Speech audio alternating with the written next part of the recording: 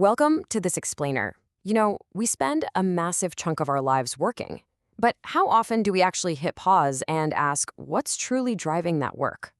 Today, we are unpacking a foundational concept that literally transforms how we approach our professions: human conduct. We've got a great roadmap for today. We're going to start macro and get micro. We'll hit 1. Defining human ethics. 2.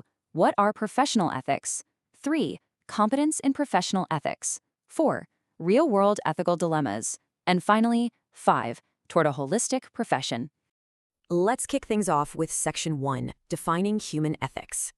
Before we even touch on the workplace, we've got to nail down what we mean by ethics. The source material defines it specifically as the definitionist of human conduct in terms of values, policies, and character.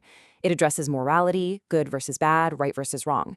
So it's not just a vague gut feeling, it's definitive, concrete action. Let's break that down a bit. Ethical conduct boils down to genuine competence in 3 areas. First, our values, which are based on universal truths. Second, our policies, which guide how we use our resources. And third, our character. Living this way is the natural outcome of right understanding, not just blind belief. Moving right along to Section 2, what are professional ethics? Let's narrow our focus. Professional ethics is defined as developing professional competence with ethical human conduct to meaningfully participate in the larger order of society and nature. Basically, it means taking that definitive ethical conduct we just talked about and applying it as specialized knowledge to serve the public. There's a brilliant quote from the text here. Profession is not only a means of earning one's livelihood, but a means of one's evolution. I love this because it completely flips the script. We aren't just clocking in to get paid. Our jobs are actual platforms for our personal evolution and societal service. But that brings up a really practical question. What does true competence in professional ethics actually look like? How do we measure it? That takes us right into Section 3, Competence in Professional Ethics. Competence isn't something you're just born with. Our source material gives us 4 very specific features of ethical competence. You need clarity about the comprehensive human goal. You need confidence in yourself based on understanding. You need mutually fulfilling behavior. And finally, mutually enriching interaction with nature. Honestly, you need all 4 for true ethical competence. So, true competence requires seeing way beyond just physical needs. It's the ability to accurately figure out the actual physical facilities needed for a family or society, and then fulfilling them using eco-friendly and people-friendly systems. It takes specialized skills, sure, but it has to be guided by wisdom.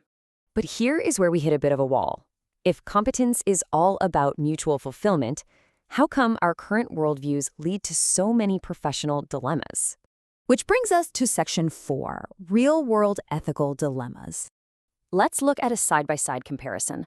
On the left, we have the prevailing wealth maximization worldview. This is basically the your loss is my gain mindset, which leads straight to exploitation. On the right is the ethical worldview, which demands mutual fulfillment and societal welfare. It's literally night and day. When that wealth maximization mindset takes over, we see a massive volume of unethical practices spreading like a virus.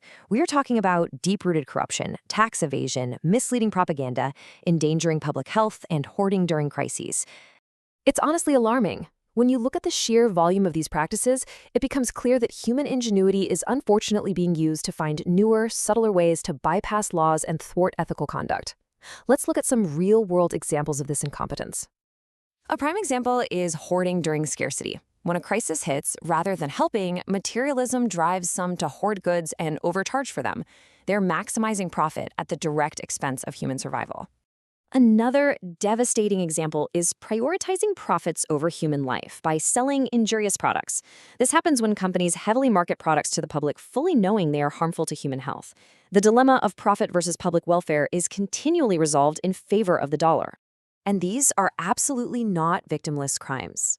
The text points to historical horrors like the Bhopal gas tragedy and the Chernobyl disaster.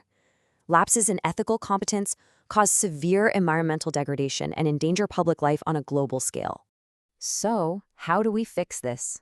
Let's dive into Section 5, Toward a Holistic Profession. The antidote, according to the source material, is shifting to holistic technologies and management systems.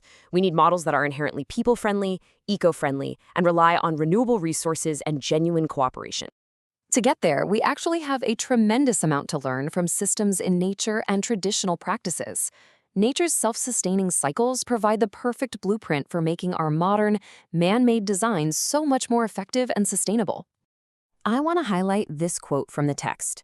The excellence or the success of any professional activity is to be judged from this comprehensive point of view only, and not in terms of just wealth generation. True excellence is ethical excellence. So I leave you with this final thought to really chew on. When you look at your own daily work, is your profession just about wealth generation, or are you ethically competent enough to provide a meaningful service to the larger order? Think about that the next time you clock in. Thanks for tuning in to This Explainer.